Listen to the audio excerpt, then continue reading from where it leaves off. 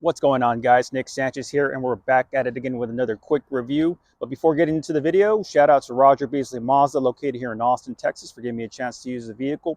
If you are in the market for a car and live in the area, we got 3 convenient locations here for you. One in South Austin, Central Austin, and Georgetown. All right, on to the review. Today, we got a 2012 Toyota FJ Cruiser. Let me go ahead and read some of the specs here for you.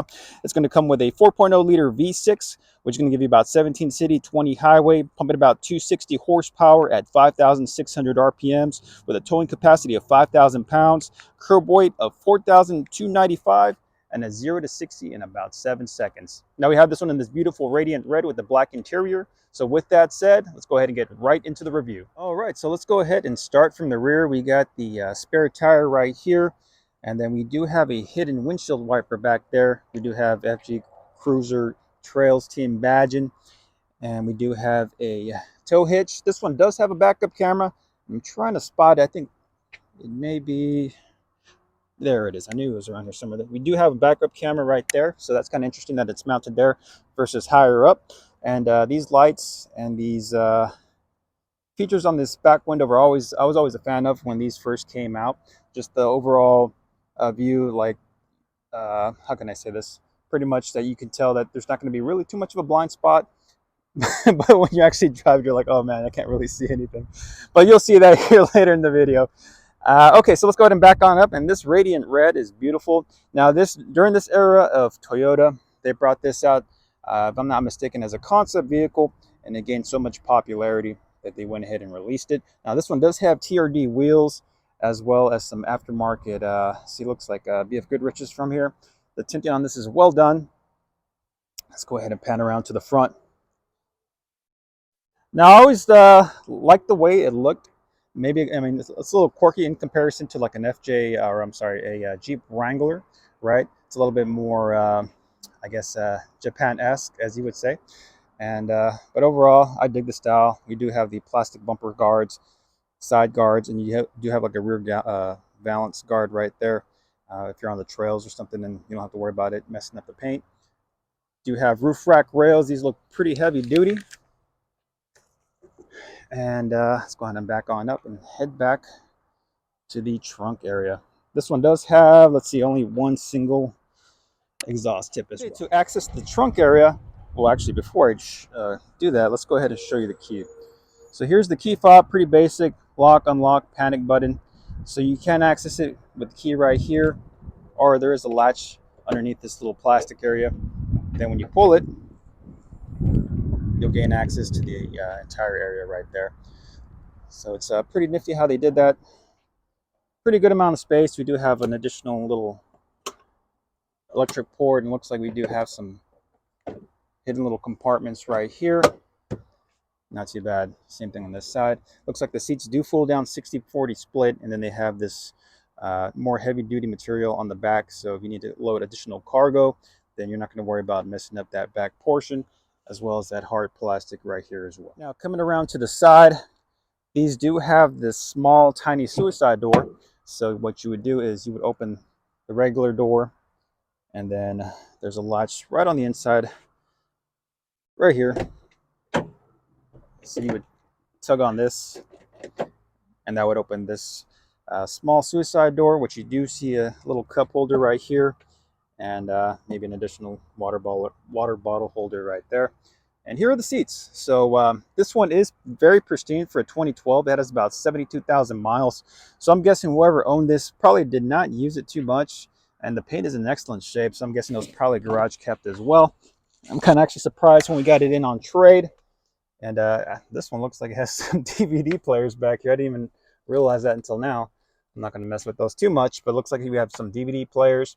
And here's an overall shot of the front seat, center console, and infotainment center. Okay, and before hopping on in, you do have your lock, unlock, your window buttons here, a pull handle, a small little cubby for maybe a smaller water bottle. In order to adjust the seats, we have these two handles right here. And this is a third additional knob to probably tilt the vertical there. Let's go ahead and hop on inside. Now we do have your side mirror adjustments right here. This additional button right here, RSCA off. And we are finally behind the wheel. Let's go ahead and turn it on.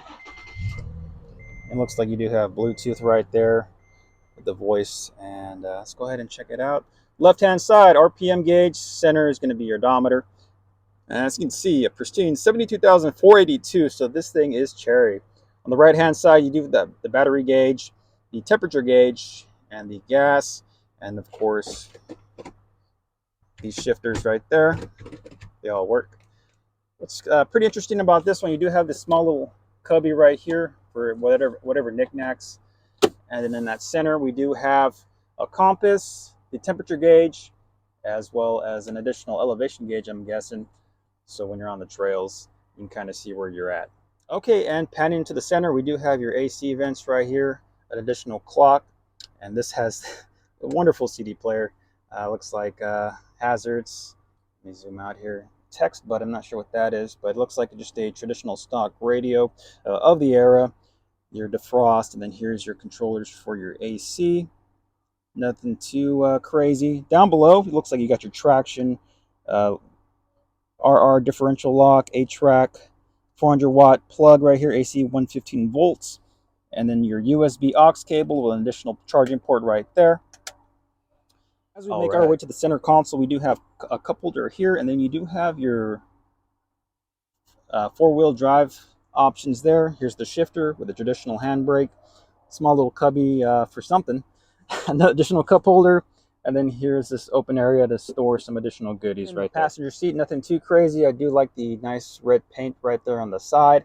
Let's see the glove box, and then the airbag is located up here. Up above, nothing too spectacular. You just do have your sun visors, the mirror, your pilot lights, and you do have these other side sun visors as well. So that's pretty interesting, especially since they go over the handles. So I'm guessing if you're out at a certain angle, you can block that sun out.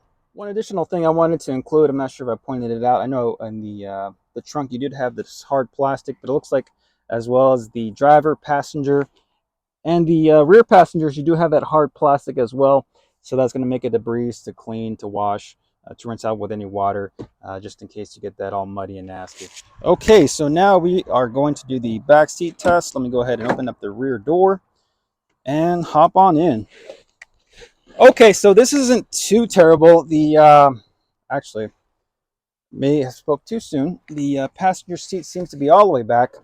Now, I'm an average sized guy. With the seat all the way back, my legs are a little bit squished in, but the overall headroom, extremely spacious. So I'm guessing if you're on the taller end, maybe 6 feet. As far as the head space, you should be okay.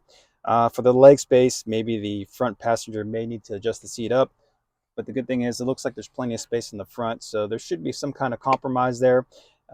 With that in mind, then it shouldn't be too terrible in the back. We come around to the front engine bay. Here is the 4.0-liter V6 that the FJ Cruiser is powered by. Pretty straightforward engine, nothing too crazy, just a simple engine cover. And yeah. And before we head on the test drive, here are what the front lights look like. Now these look like they're a little bit worn as you got that cloudiness there, unfortunately. But a pretty simplistic design. On the sides, looks like those are on as well. Let's go ahead and pan around to the back to see what the rear lights look like. So a little bit cleaner look in the back. All right, y'all. So we are taking a quick little drive with this FJ Cruiser. Now, in the past when these first came out, always wanted one, just never bought one. But I like the size, I like the feel. I've always liked this size of SUV just because you feel pretty dominant on the road. At one point I did have I believe it was a 2010 Jeep Commander. For those of you who are not familiar with those, they're just a little bit bigger than the Jeep Wranglers. And they are the pseudo third row, but it's one of those third rows where it's like, unless you're a toddler, you don't fit, right?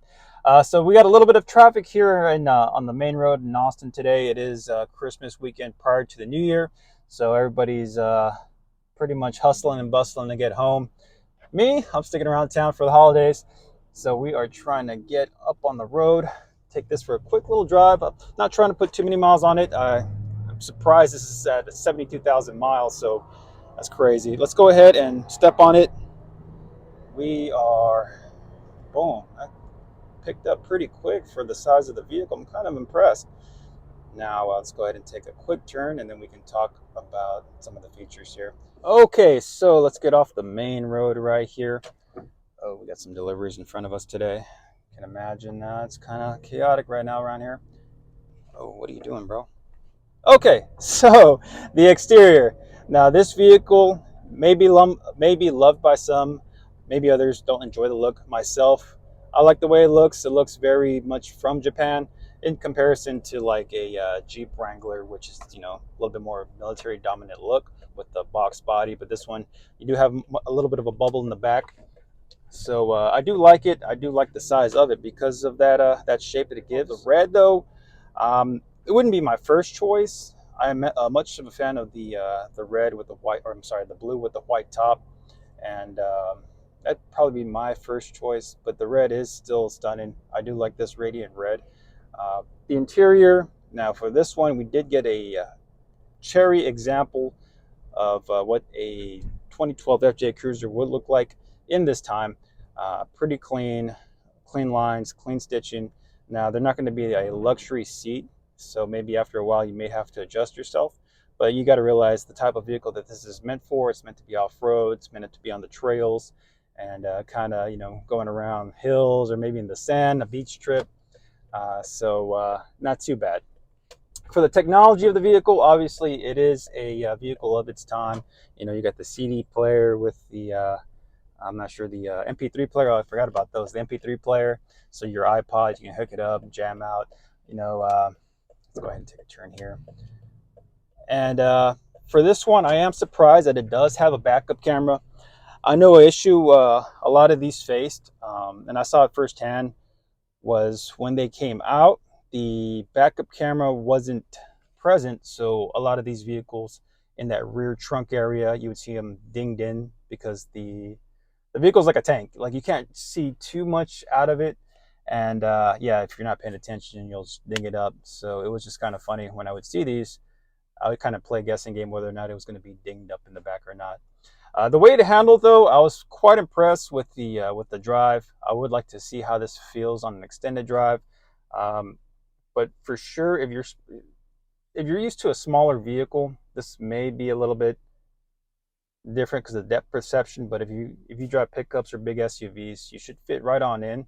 I am more of a proponent to have that backup camera because, I mean, even if I did not have it and I was just trying to rely on myself reversing, it's a little tough, man. It's a little tough. It's pretty tough, especially parking with that back mirror, the limited visibility you have, as well as you got that, you know, the spare tire kind of mounted up. So I'm guessing if you drive like a Jeep Wrangler or Sahara, you should probably be used to it. But myself, I wouldn't trust myself reverse into a spot without that backup camera. These tend to hold their value a lot. This one at 72,000 miles for 2012. I think we have it listed for 34K or something crazy like that. So these things are just, in terms of value, buy it. You can just hold on to it, and it more than likely won't dip too much in price. But if you are in the market for one of these, you know, do your due diligence, check the Carfax. Make sure you can get a clean one that's not too busted up. I dig it. I like this vehicle. I liked it a lot better than my Jeep Commander, so that's for sure. All right, and that was it for this quick review on the 2012 Toyota FJ Cruiser. If you enjoyed the video, please give it a like. And if you like these type of review videos, hit that subscribe button. Once again, shout out to Roger Beasley Mazda here in Austin. You can check out their inventory at rogerbeasleymazda.com. And I'll go ahead and leave a link in the description down below. Alrighty, folks, I'll catch you in the next review.